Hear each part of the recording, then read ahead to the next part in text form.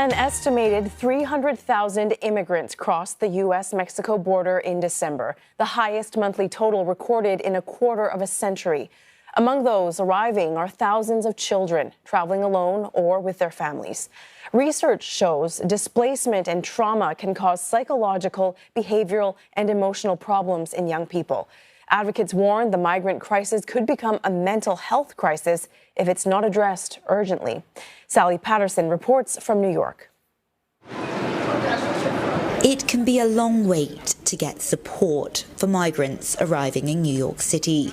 An estimated 168,000 people have arrived here in the past 18 months, according to city data. Around 1/3 of them are school age, predominantly traveling from South America and often fleeing violence. Many cross into the southern U.S. states and then up to New York. Sí ha sido un cambio muy grande, conocer otra lengua, otra cultura. El idioma nos hace difícil. Many children arrive here with nothing except harrowing stories from their journey.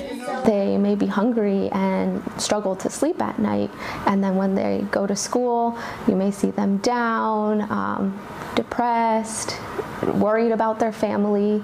A child can also experience a lot of anxiety depending on if, what they're facing at home or even migration trauma.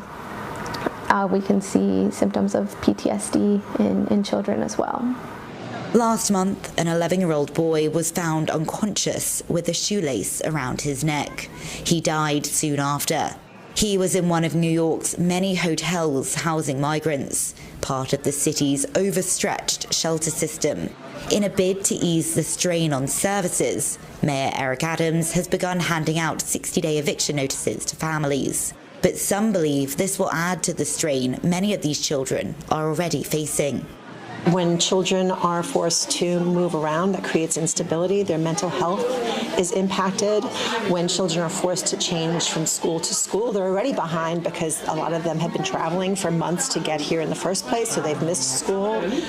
They don't speak the language, so they're already at a disadvantage. They settle into a school and then have to leave and start all over, making new friends, trying to catch up. Buses continue to roll in, dividing opinion and perhaps the vote in the upcoming presidential election. New York officials warn their budgets are stretched to the limit. The Biden administration, though, has criticized the city's handling of the crisis. Now, state officials are calling on Washington to offer more funding and change its immigration policies. In the meantime, Mayor Adams is cutting the costs of feeding and housing migrants by almost $2 billion.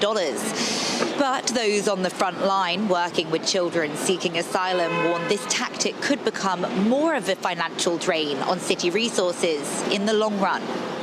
Health economists stress investing in early mental health identification and intervention is crucial and ultimately cost-effective.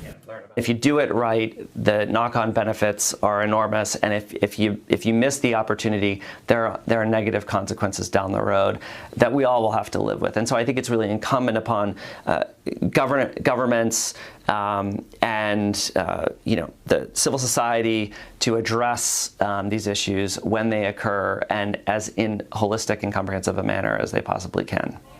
For those trying to build a new life here, the wounds most difficult to see could take the longest time to heal. Sally Patterson, CNA, New York.